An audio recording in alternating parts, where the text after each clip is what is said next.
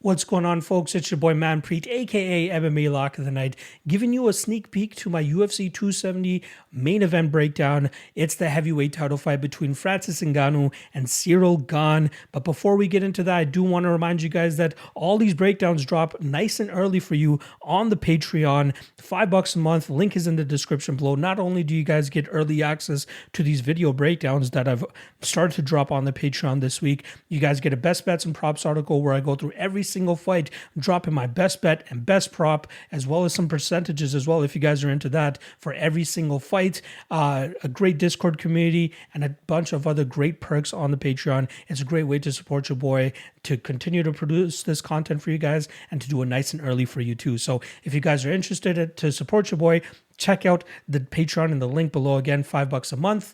That's all I ask. All right. Without further ado, let's get into the breakdown for Francis Ngannou and Cyril Gane.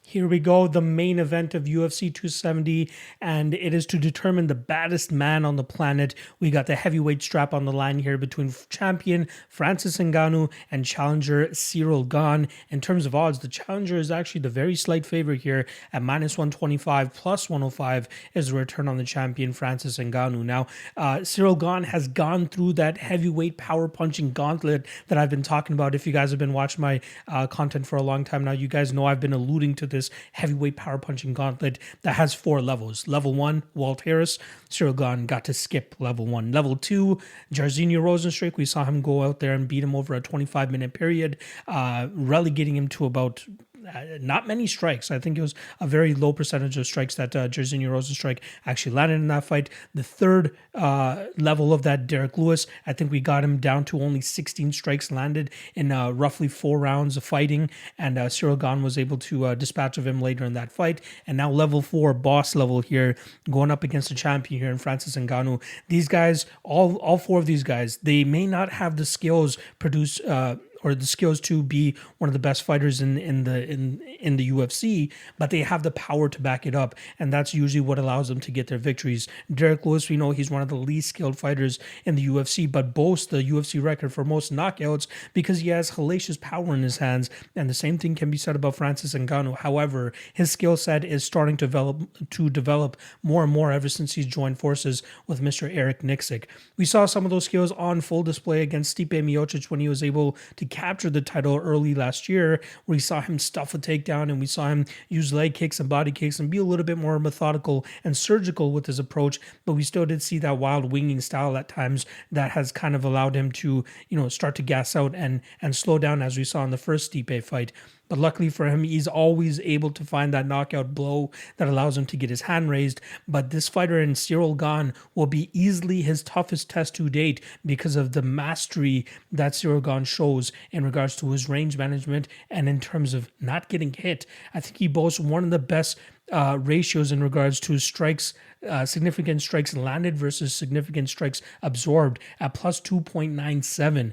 The guy just goes out there, hits, and doesn't get hit. He does a damn good job of really nullifying the amount of success that his opponents have with their significant strikes, and he's just able to get off on his own game.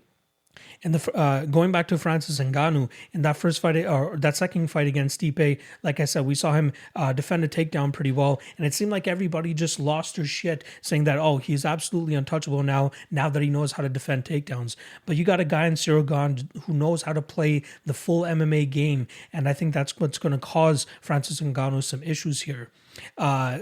Francis was able to use leg kicks and body work to really kind of mix it up with Stipe Miocic, but it was obviously that big right hand that he was waiting to land eventually on Stipe Miocic, and that's exactly what happened in the second round, allowing him to capture that heavyweight strap.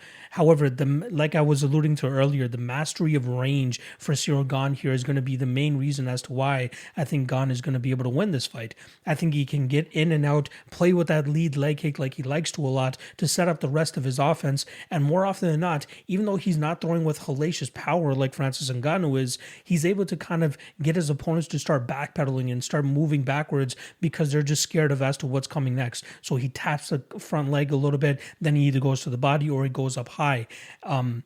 he doesn't overextend himself either. He waits for the perfect opportunities to finally let his strikes go and really start to flow in there more and more with the offense. We saw him start to open up with Derek Lewis later in that fight as he started to sense Derek Lewis start to slow down.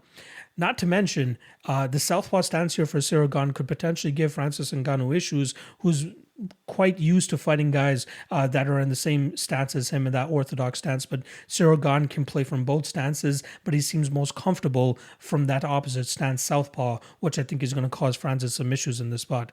In my opinion, Ciryl Gane is going to go down as one of the greatest heavyweights of all time if he passes this Francis Ngannou test. I think, obviously that big right hand is huge trouble, but I think, honestly, I think that Curtis Blaydes could potentially be his toughest opponent because we haven't seen Ciryl Gane deal with a grapple-heavy approach from any one of his opponents.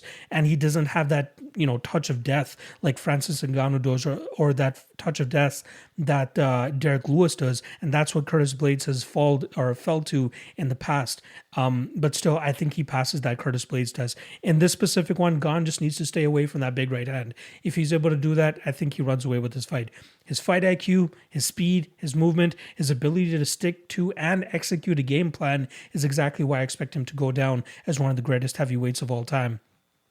I really like him in this spot. I think if you're looking to play Francis Ngannou, there's an easy hedge opportunity or an easy way to play him. Either play him by knockout or play him in round 1, which currently sits at plus 325, or play him in round 2, which is plus 550 as well.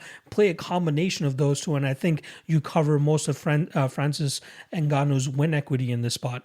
With Ciryl Gane, prime live betting spot for him as well, right? I will more than likely be invested in Ciryl Gane pre-fight, but I'll likely be adding to that as the rounds start to go by because I do expect Francis Ngannou to start to slow down.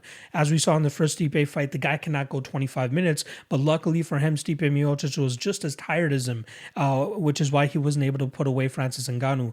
I think Ciryl Gane will be the guy to put away Francis Ngannou. I think if he survives those first 2 rounds, uses the body work as effectively as he can in those first 2 rounds, he's going to start to reap those rewards in rounds 3, 4, and 5, which is where I expect him to get the finish. So Ciryl Gane, round 4, I think is around plus 1,500 or plus 1,800. Ciryl Gane, round 5 is plus 2,500. I'm going to be taking sprinkles on those because going into that Derek Lewis fight, a lot of people just expected Ciryl Gane to now be a decision fighter, but it's all about styles. It's all about how these guys match up. And yeah, he can do it to Jairzinho. And yeah, he can do it against Volkov, go at full 25 minutes. But as we saw his work start to add up against Derek Lewis, he was able to dispatch him. As we see the work start to accumulate here against Francis Ngannou, I think we'll see him get him out of there probably in the 4th or 5th round. So I really like Ciryl Gane in this spot. Obviously, you need to be worried about that big power coming from Francis Ngannou. But I think if there's anybody that's going to be Francis, it's going to be Ciryl Gane. Ciryl Gane and you, I'm going to take him to win this fight via round. You know what? Let's call it round 5. Round 5, TKO and you, Ciryl Gane.